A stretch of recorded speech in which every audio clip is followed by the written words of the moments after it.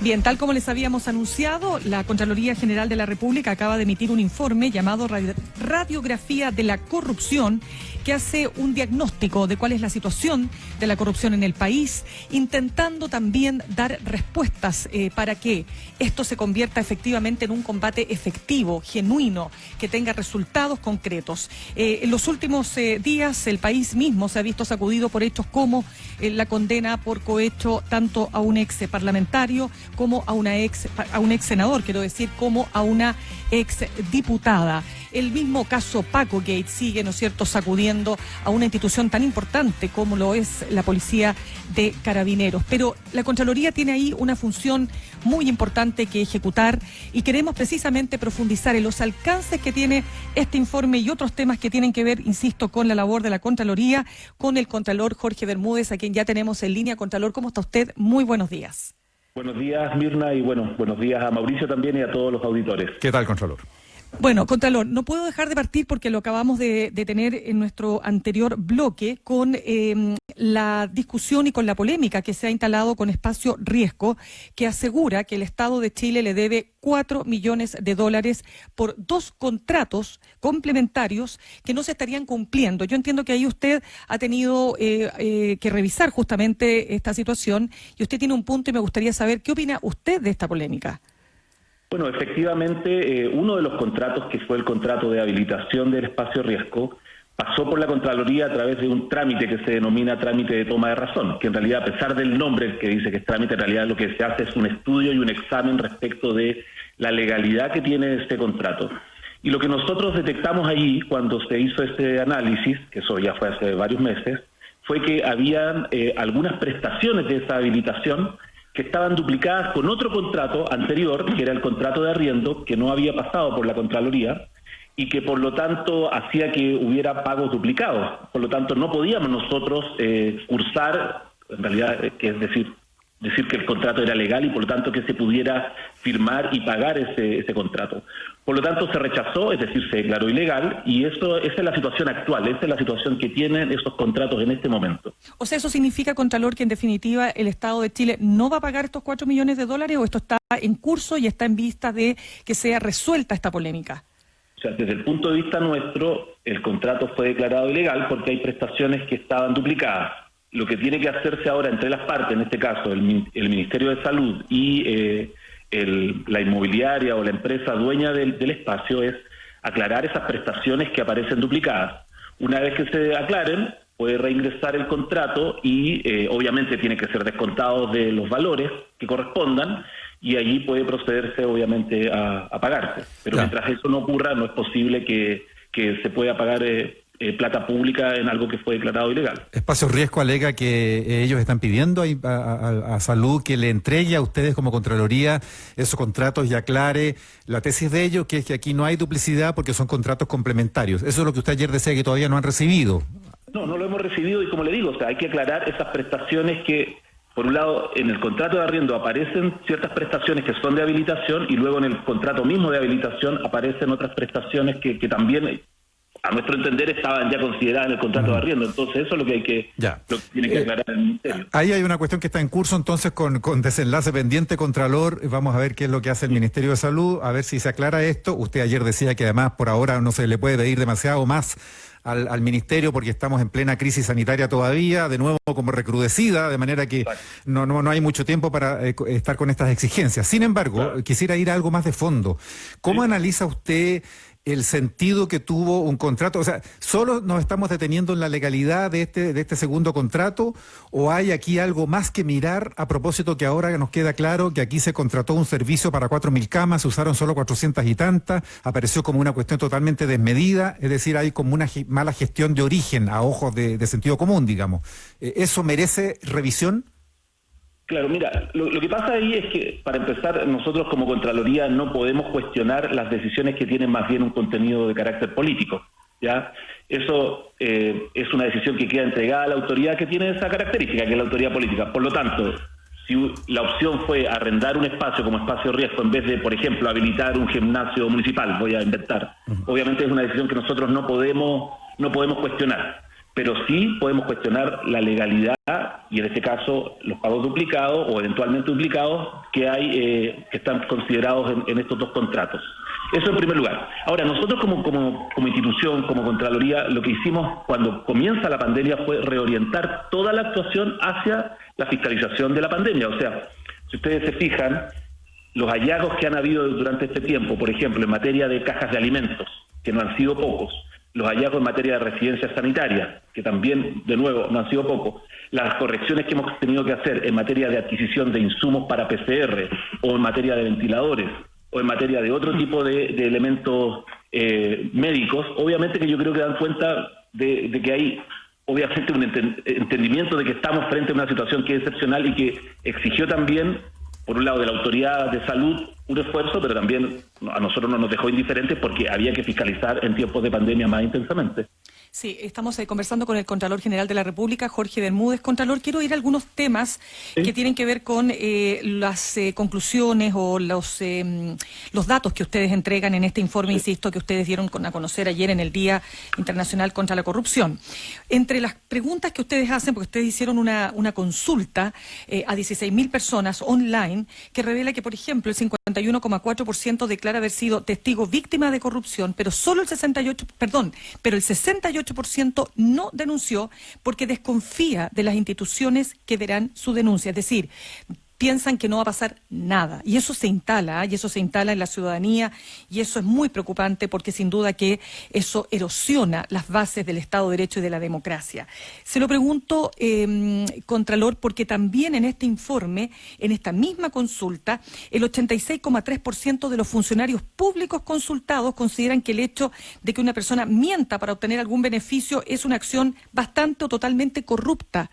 Hay 37.100 funcionarios, usted corríjame si no estoy en lo correcto, públicos, que cobraron el bono clase media sin estar, sin tener los requisitos para aquello. ¿Cómo observa usted este hecho? ¿Qué se hace en ese caso y cuál es el rol que juega ahí la Contraloría? Claro, bueno, en primer lugar respecto del parámetro, digamos, del de no denunciar o pensar que la denuncia no va a tener un efecto. Ahí obviamente que es muy preocupante porque eso da cuenta de una desconfianza que existe en la ciudadanía, en sus instituciones. Eso es muy malo, no debe existir confianza pública. Cuando no hay confianza pública se empieza a socavar todo, la gente empieza a buscar soluciones por sí misma. Eso no es admisible. La justicia por su propia mano es una manifestación de eso, o sea, esa especie de justiciamientos populares que existen hoy día cuando se pilla a una persona que está cometiendo un delito, esa es manifestación de esa falta de confianza en las instituciones. Y eso es una de las consecuencias de la corrupción, por cierto. Por lo tanto, que existan mecanismos que hay que perfeccionar en materia de denuncia ciudadana, obviamente que es una tarea que todavía está pendiente y que todavía se está discutiendo en el Congreso. O sea, la lucha contra la corrupción va a ser siempre un continuo porque la corrupción siempre va tomando nuevas formas y por lo tanto uno no puede esperar que una agenda anticorrupción va a solucionar de aquí para adelante y para siempre todos los problemas. Esto debería ser algo que progresivamente y permanentemente se esté revisando y se esté actualizando. Eso por un lado. Y ahora, respecto del caso puntual del bono clase media, lo que yo quisiera decir ahí, y lo dije en su momento en una comisión larga en el Congreso cuando me citaron a dar explicaciones sobre ese tema, es que en realidad, en primer lugar, no son 37.000 funcionarios los que lo recibieron el bono. En primer lugar, hay un universo de más o menos 100.000 funcionarios que postularon al bono clase media. Y eso yo creo que ya da cuenta de un elemento acá de esa política pública, de esa medida. ¿Por qué? Porque en realidad nunca estuvo excluido al funcionario público de ese beneficio. Entonces, lo primero que había que dejar en claro, porque al comienzo hubo muchas dudas respecto de eso, es que la ley no excluyó a los funcionarios públicos. Y por lo tanto, en ese entendido, no era ilegal que los funcionarios públicos postulasen. Ahora, evidentemente, lo que se arrojó en un primer análisis fueron estos 37.000 casos de personas que aparentemente, y por eso lo pongo en condicional, porque nosotros todavía estamos haciendo la auditoría, de que aparentemente habrían recibido mal o habían postulado mal el beneficio. Eso hay que aclararlo, eso todavía hay un tiempo de aclaración que está pendiente, que estableció el Servicio de Impuestos Internos, que nosotros estamos también considerando para nuestra auditoría, y a partir de ahí va a haber que ir analizando cada situación, porque en realidad la ley tiene muchas complejidades desde el punto de vista de cómo se calcula la disminución de ingresos respecto de cada una de las personas que postularon al bono. Pero si en caso de que efectivamente no tuvieran ninguno de los requisitos, ¿se exponen a algún tipo de sanción por parte del Estado? ¿Las personas que son funcionarios públicos? Bueno, eventualmente sí, porque eso supondría una eventual responsabilidad administrativa que hay que determinar en un sumario administrativo.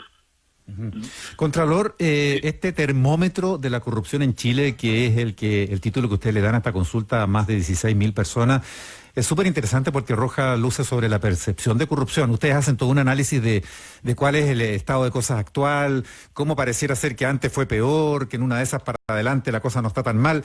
Pero hay un dato que me llama mucho la atención, que hay unos altísimos porcentajes de encuestados, superiores al 90%, a veces cercanos al 100%, que suelen asociar los hechos de corrupción en Chile a la corrupción histórica, a esa corrupción del pituto, a lo que conocemos como el pituto como institución nacional, el dar un favor a un familiar, el facilitar un trámite a alguien por un contacto en algún aparato, en alguna oficina del aparato público, en corrupción de ventanilla, la llamaría yo.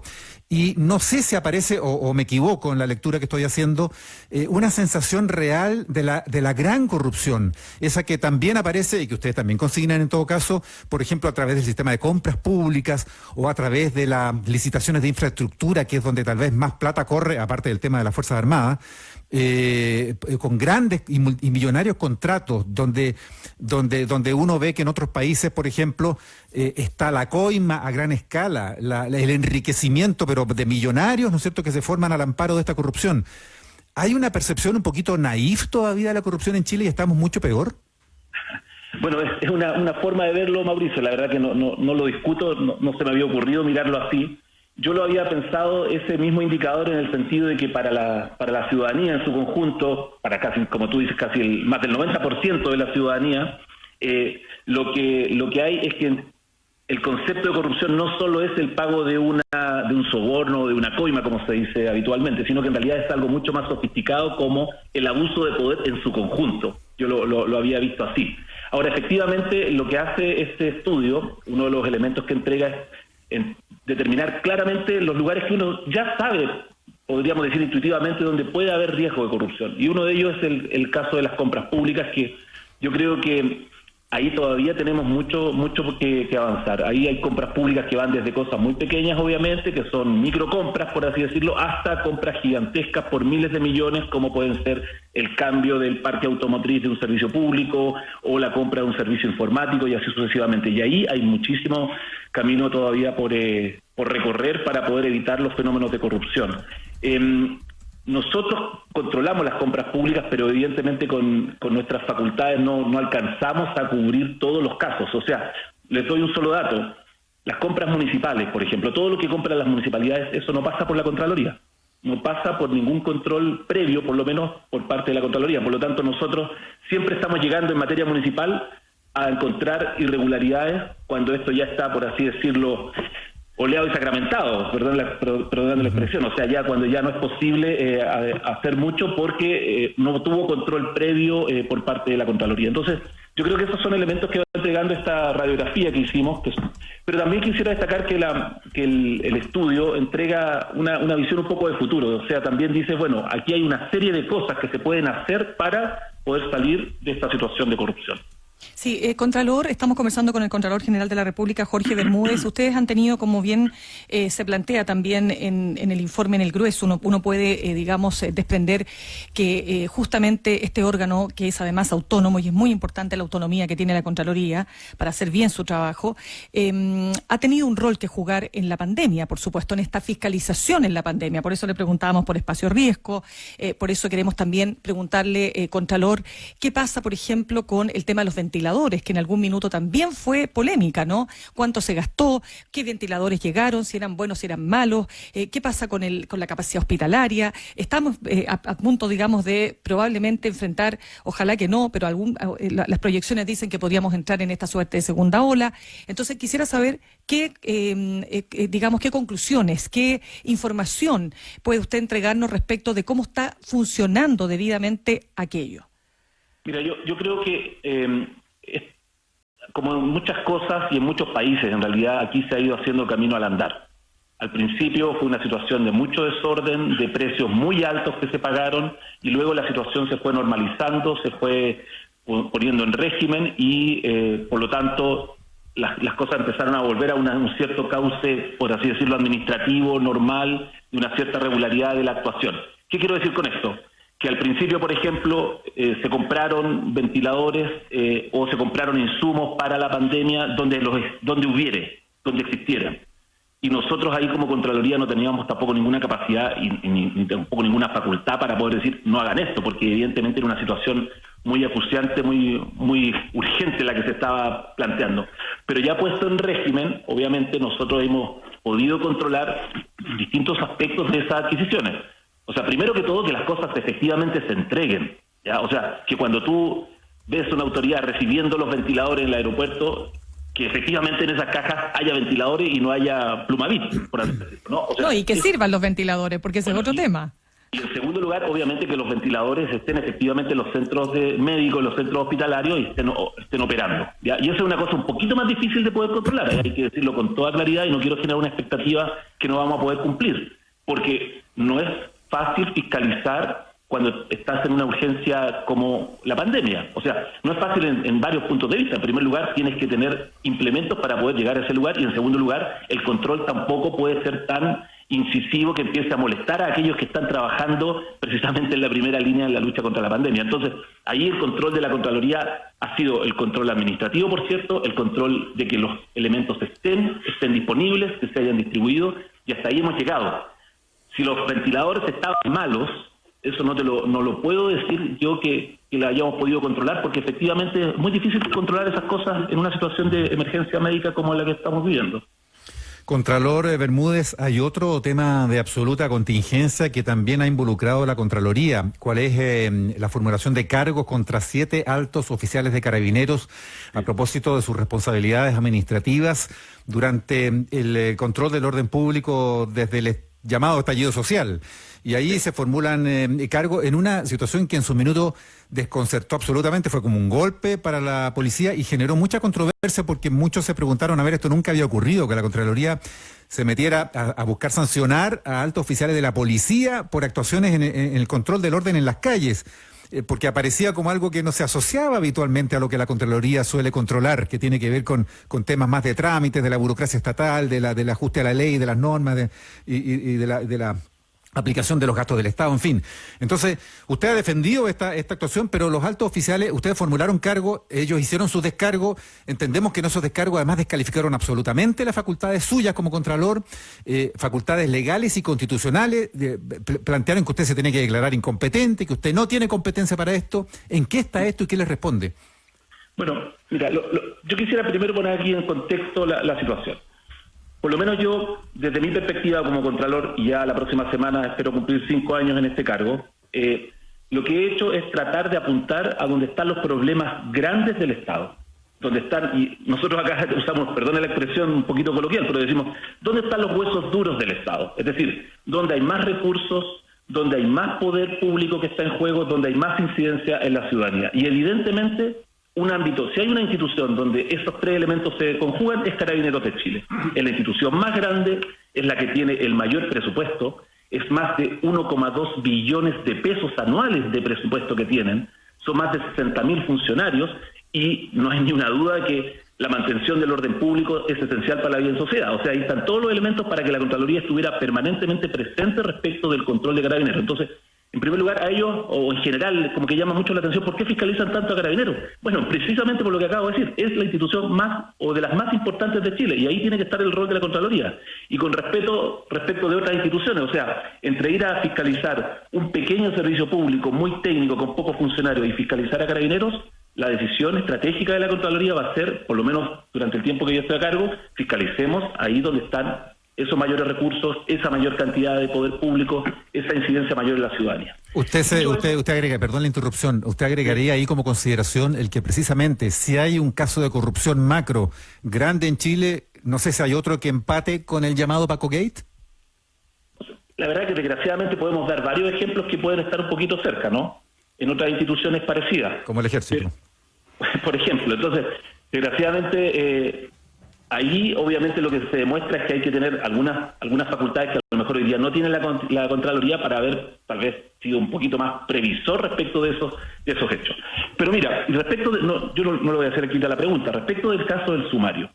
Yo, en primer lugar, no me puedo pronunciar de un sumario que está en curso porque hay un elemento que es la reserva del sumario, ¿no? Hay una situación de reserva, yo no puedo opinar del contenido mismo. Pero sí lo que puedo decir es, leyendo la ley de la Contraloría, simplemente es que una de las cosas que le corresponde a la Contraloría es verificar que los funcionarios públicos cumplan con sus estatutos. Sus estatutos son las normas de personal que los rigen.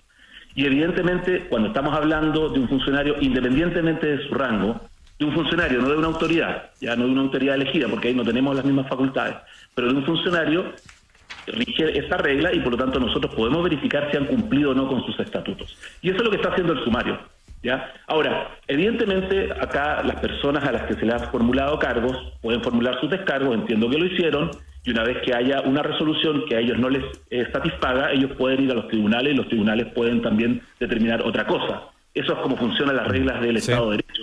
Lo que viene ahora es la resolución que ustedes tomen ya conocidos los descargos. Claro, o sea, primero se formulan los descargos, que entiendo que ya ocurrió, probablemente hay una etapa probatoria que debía estar abierta, y luego ya viene la propuesta del fiscal y la resolución de la Contraloría. Contralor, hay una parte y una capite, digamos, del documento, ¿no?, emitido ayer, Radiografía la corrupción, donde ustedes detallan cuáles son los factores de riesgo de corrupción.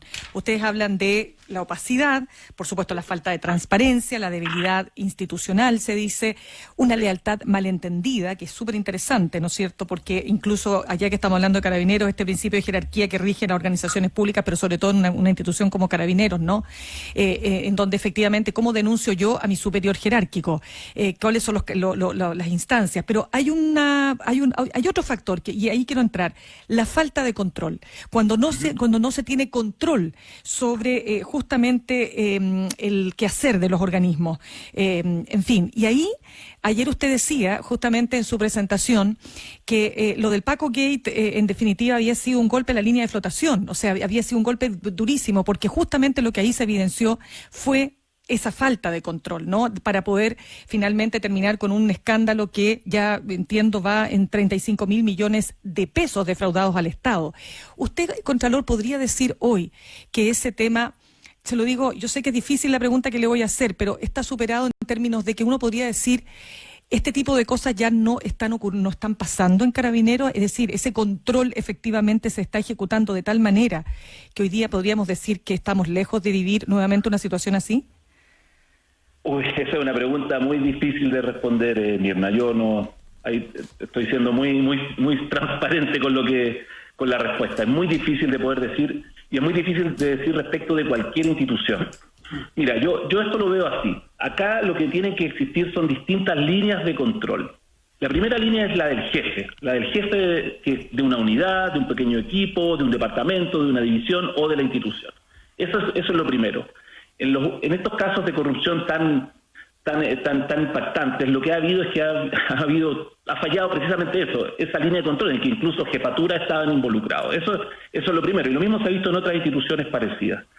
En segundo lugar, deberían haber auditorías independientes al interior de cada una de las instituciones, y eso desgraciadamente no ha existido. No nos hemos tomado en serio el control interno, y esto lo digo ahora como Estado. O sea, fíjate tú que nosotros tenemos este Consejo de Auditoría Interna de Gobierno, el famoso CAIS, que se supone que es el que coordina a las auditorías internas de todos los servicios públicos y de todos los ministerios, y resulta que eso está creado en un decreto supremo. O sea, el día de mañana el presidente de turno o la presidenta de turno puede venir y decir, ¿sabes qué? Voy a eliminar el CAIS, o sea, elimino la auditoría interna y se acaba. Y eso obviamente no puede ser así, si eso es un control muy importante, porque ¿quién mejor que el auditor interno conoce esa institución mejor que nadie? Porque sabe cuáles son los riesgos que puede tener. Y recién ahí, después de eso, viene la Contraloría, que es un control externo, que es un control normalmente a posteriori, y que es un control que es muy selectivo, porque no puede controlar todas y cada una de las actuaciones de un servicio público. Imagínate un servicio como Carabineros, que es el más grande de Chile.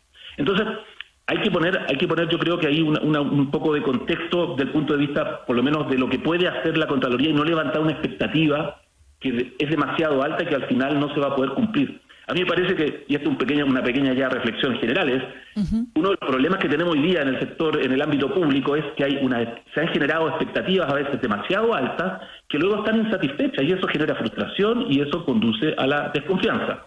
O sea, lo que te quiero decir es, con 2.200 funcionarios que son los que tiene la Contraloría, nosotros no podemos garantizar de que no se vayan a repetir hechos de corrupción en algún servicio público donde ya ha habido una experiencia anterior en ese sentido. No estoy diciendo con esto que la Contraloría tenga que ser más grande, lo que estoy diciendo simplemente es que evidentemente hay otras líneas de control que también deberían ser operativas en estos casos. Contralor, hay una situación que no quisiéramos soslayar, que es la del fenómeno en redes en la que se ha convertido la cuenta de Contralorito.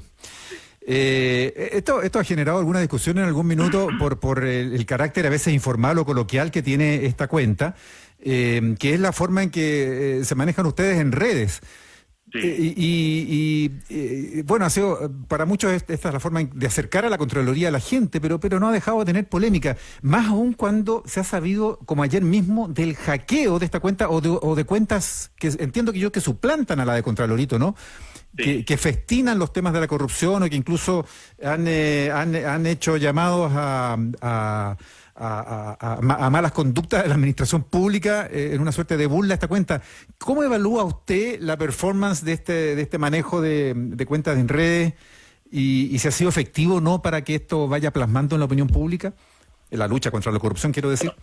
Yo creo que la decisión de tener, en primer lugar, una cuenta un poquito más cercana, con un lenguaje más llano, que es la cuenta de Contralorito en redes sociales, en las distintas plataformas, fue una decisión que a mí me parece que ha ayudado a transparentar y a poner en evidencia la importancia que tiene el control, la relevancia que tienen los temas de corrupción, la relevancia del tema con el que partimos esta entrevista, que fue, por ejemplo, la toma de razón respecto de los contratos de espacio riesgo. O sea, creo que cumple ese rol de comunicar en un lenguaje actual, en primer lugar. O sea, yo debo decir sinceramente que hay muchas cosas que salen a veces de la cuenta de Contralorito que no las entiendo, porque responden a cosas que están pasando en la inmediatez de las redes sociales, y obviamente no estoy al día en esos temas, o que usan un lenguaje que es mucho más juvenil, y obviamente que tampoco yo estoy en ese rango etario, pero a mí me parece que la evaluación, respecto de la pregunta que me hacías, Mauricio, me parece que la evaluación es buena, porque creo que ha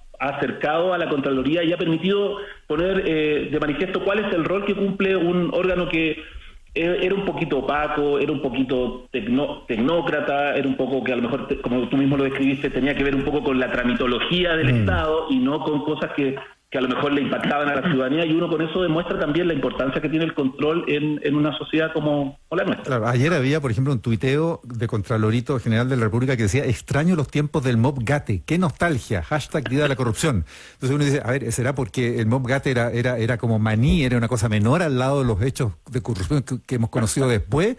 Bueno, yo creo que ahí lo que pasa es que ayer era el Día Mundial Anticorrupción, y lo que se hizo fue una especie de performance ahí entre Contralorito y su némesis, que se llama La Trucha. Claro, exactamente. Y así fue un poquito sarcástico eso, y obviamente siempre un poco jugando al límite del sarcasmo, porque pero en realidad habría que verlo en ese contexto de redes sociales y de la inmediatez que tienen. Ya. Muy bien, pues queremos agradecer al Contralor General de la República, Jorge Bermúdez. Usted nos da muchas entrevistas, Contralor, así que... No, la verdad que doy pocas. Trato de por eso mismo. Pero la verdad que yo creo que era un buen momento para hacerlo, porque como ustedes partieron diciendo, ayer era el Día Mundial Anticorrupción y nosotros presentamos nuestro estudio, que básicamente yo también quiero destacar las ideas que tiene hacia adelante, ¿no? Las ideas para poder avanzar, para que sea un aporte a la discusión que viene el próximo año, sobre todo, y también que tuvo el apoyo de importantes socios. Acá este estudio tuvo el apoyo de la Unión Europea a través de un programa que se llama Eurosocial. Estuvo Chile Transparente también, que nos ayudó en muchos aspectos del estudio, y también el apoyo académico de la Universidad Austral de Chile. Completamente. Muchísimas gracias nuevamente, Contralor, y nosotros también aprovechamos a decirle a nuestros auditores que la entrevista al Contralor General de la República, Jorge Bermúdez Soto, va a quedar en nuestra página web adn.cl. Gracias, Contralor. Buenos días.